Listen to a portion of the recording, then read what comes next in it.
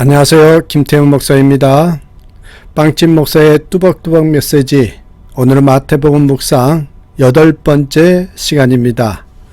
말씀의 제목을 주님의 제자 되는 3대 조건, 주님의 제자 되는 3대 조건, 있는 자리, 말씀대로 주님 사랑, 이런 제목으로 마태복음 4장 12절에서 25절의 말씀 가지고 함께 나누겠습니다.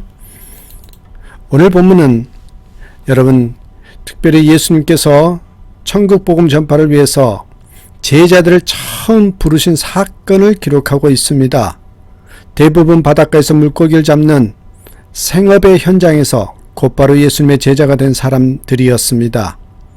하루 벌어 하루 먹고 사는 어려운 처제 여부들이 가난한 예수를 따른다는 것은 큰 결단 없이는 불가능한 것이었습니다. 직업과 삶의 방향을 바꾼다는 것은 결코 쉽지 않습니다. 예수님의 제자로 첫 번째 부르심을 받은 베드로와 안드레는 어떤 사람이었는지 생각해 보면서 어떤 조건에 따라 선별되는지를 봅니다. 부르심의 조건이라고 할까요? 첫째입니다. 있는 자리에서 성실하게 일하는 사람. 성실하게 일하는 사람이어야 되는데 중요한 것은 있는 자리에서. 18절 말씀 보실래요? 갈릴리 해변에 다니시다가 두 형제 곧 베드로라 하는 시몬과 그의 형제 안드레가 바다에 그물 던지는 것을 보시니 그들은 어부라. 갈릴리는 어족이 풍부해서 어부이 번창했습니다. 그 해안에는 예수님의 전도활동의 주요한 배경이 되지요. 그런 성읍들에 위치한 곳이 바로 갈릴리입니다. 이러한 갈릴리에서 베드로와 안드레가 그물을 던질 때 예수님께서 그들을 찾아가 부르셨습니다. 예수님께서는 그들이 생업에 바쁘게 전념하고 있을 때, 어느 때요? 생업에 바쁘게 전념하고 있을 때 제자로 택하셨음을 강조한 표현입니다. 예수님은 골방이나 기도원에 앉아만 있는 사람에게가 아니라 할 수만 있다면 스스로 일할 것을 찾아서 적극적으로 삶을 영위하는 그런 사람에게 위대한 소명을 맡기셨다. 이렇게 말씀드리고 싶습니다. 활발하게 움직이고 활동하고 땀 흘리는 사람에게 사명을 맡기신다. 이 메시지입니다. 싸움을 하거나 낮잠을 자거나 말만 들어놓은 사람이 아니라 삶의 자리에서, 삶의 현장에서 묵묵히 최선을 다해서 일하는 사람, 그들에게 영혼 구원의 사명을 맡기신다는 것이죠. 한국 유리를 세계적인 기업으로 만드신 최태섭 장로님의 위례를 듣고 깊은 감동을 받은 적이 있습니다. 최태섭 장로님이 6.25 전쟁 전에 서울에서 은행돈을 빌렸는데 부산으로 피난을 가게 되었다고 합니다. 6.25 전쟁이 끝난 후에 서울로 다시 돌아와서 그 돈을 은행에 갚으려고 했더니 전쟁으로 인해서 은행이 불타면서 모든 서류가 없어졌대요. 빌린 돈을 갚으려고 해도 은행 측에서 증서가 없으니 받을 수 없다 거절하더랍니다. 그러나 장로님은 뜻을 굽히지 않았습니다. 서류가 있고 없고가 문제가 아니라 내가 돈을 받은 확실한 사실을 하나님께서 아시는데 어떻게 암갔겠느냐는 것입니다. 결국에는 은행이 받아들였습니다. 그 후부터 이분이 하는 일을 은행이 적극적으로 지원해 주었답니다.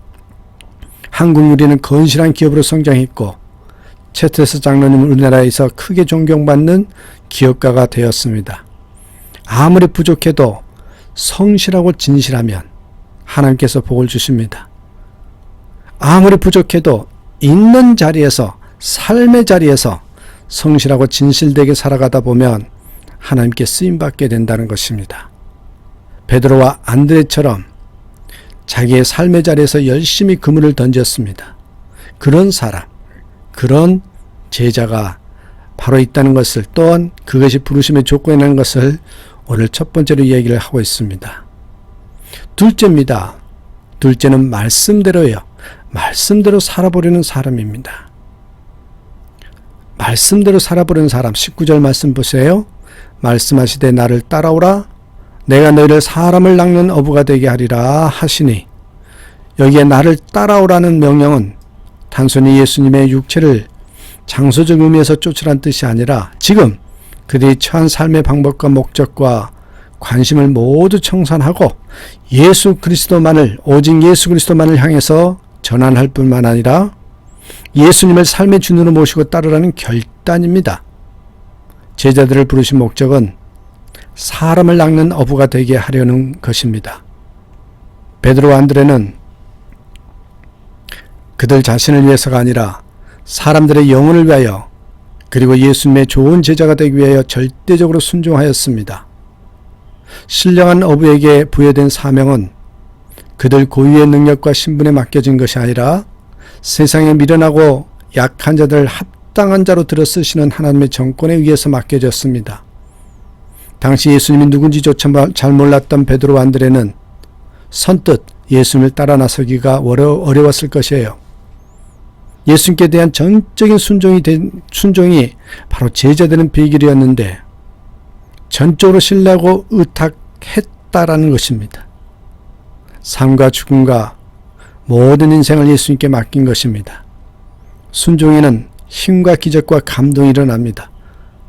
반면 불순종은 모든 것을 빼앗고 깨뜨리죠. 아브라함이 여호와의 말씀에 전적으로 순종하였을 때 믿음의 조상이 되었습니다.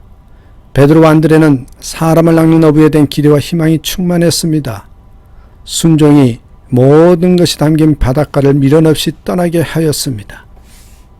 진정으로 순종했던 모습을 보여줬던 베드로와 안드레, 다시 한번 우리는 그들을 보게 되죠. 전적으로 순종할 때 평범한 어부에서 사람을 낚는 어부로 쓰임받게 된다는 것을, 하나님께 쓰임받는 것은 최고의 가치와 영광 아닙니까? 또한 은혜이고 최고의 축복이죠. 바로 순종이, 말씀대로 한번 살아보려는 그 자세가 하나님의 복을 받는 지름길이요 그릇입니다. 마귀는 모든 것을 말씀을 떠나 인간적으로 해석하도록 만듭니다. 그러나 하나님께서는 우리가 하나님의 말씀으로 모든 것을 해석하고 행하게 하십니다.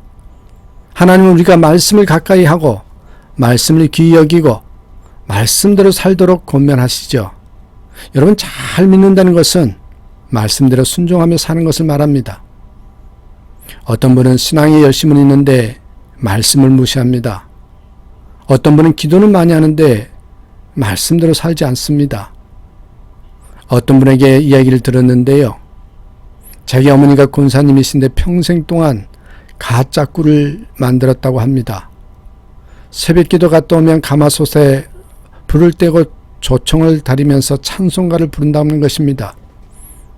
이것이 문제입니다. 교회는 다니는데 말씀대로 살지 않습니다. 사랑하는 여러분, 우리는 말씀대로 살아보려고 해야 합니다. 100% 말씀대로 살지 못할지라도 말씀대로 한번 살아보려고 해야 한다는 것이죠. 인생은 한두 달 살고 끝낼 단거리 경주가 아니지 않습니까? 우리는 80세, 90세, 요즘 100세라고 하는데 그렇게까지 달려야 할 장거리 주자들입니다. 더 나아가서 영원한 천국의 삶이 있습니다. 조급하게 생각하지 말고 멀리 바라보면서 여러분, 말씀대로 한번 살아보시자고요. 말씀이 주어졌을 때 오늘 이 말씀 붙들고 한 걸음만 나아가겠다는 마음으로 한번 나아가보자는 것입니다. 여러분, 그렇습니다. 잘 믿는 사람은 말씀대로 살아보려고 하는 순종의 자세를 갖고 사는 자이죠. 말씀을 버리면요 멀리 못 갑니다. 기도 안 하고 멀리 못 갑니다. 주의를 범하고는 멀리 못 가죠. 잠시 하나님을 떠났다가도 견딜 수가 없어 속히 말씀으로 돌아옵니다. 이게 진짜 백입니다. 말씀을 떠나면 인생의 길이 형통하지 못한다는 것, 여러분 성경 여러 군데서 우리가 찾아볼 수 있습니다. 그렇습니다. 여러분, 우리가 가고 서는 것이 말씀에 있습니다.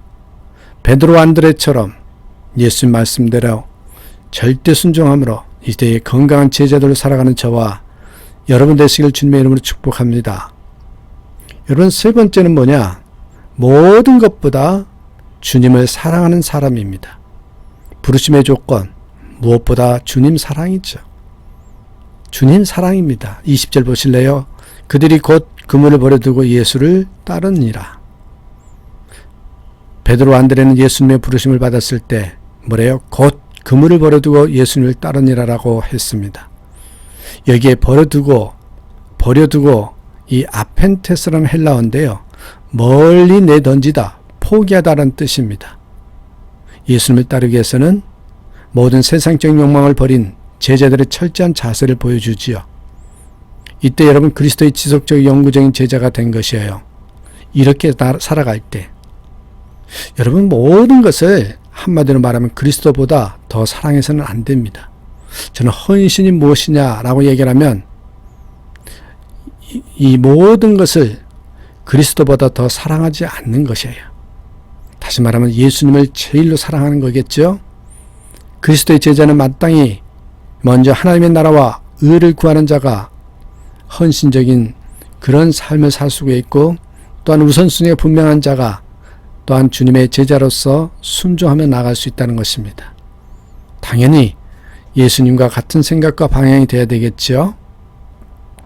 베드로 안드레는 나를 따라오라, 내가 너희를 사람을 남는 어부가 되게 하리라. 그 예수님의 한 말씀에 유일한 생계수단이었던 고깃배와 그물을 그 자리에서 포기했습니다. 왜요? 그만큼 예수님을 신뢰했고 믿음이 있었기 때문입니다. 내 삶과 목숨을 바쳐도 아깝지 않는 분이 바로 저분이시다. 그런 확신이 있었기 때문이죠. 예수님을 위해서라면 무엇이라도 드릴 수 있는 용기가 생겼던 것입니다. 여러분, 이게 사명이고 헌신입니다. 우리가 사랑하는 사람과 식사를 할 때 아무 데나 가서 아무 음식이나 먹습니까? 그렇지 않습니다. 돈이 좀 들더라도 멋있고 근사한 곳에 가고 싶습니다. 사랑하니까 돈을 쓰는 거죠. 사랑하기 때문에 낭비하는 것입니다. 사랑하기 때문에 아깝지 않는 것입니다. 우리도 하나님께 낭비할 때가 있죠. 하나님이 좋아서 좋은 것을 드리고 싶어서 내 시간, 내 돈, 내 자존심, 심지어는 내 직업과 삶과 목숨까지도 기쁨으로 드리려고 하는 자세. 바로 이것이요, 하나님을 만난 사람만이 가질 수 있는 감동이요 감격입니다. 여러분, 그리스도인이란 주님을 따른 자를 말합니다. 주님을 따른 자는 늘 이 세 단어를 가슴에 품고 살아야 합니다.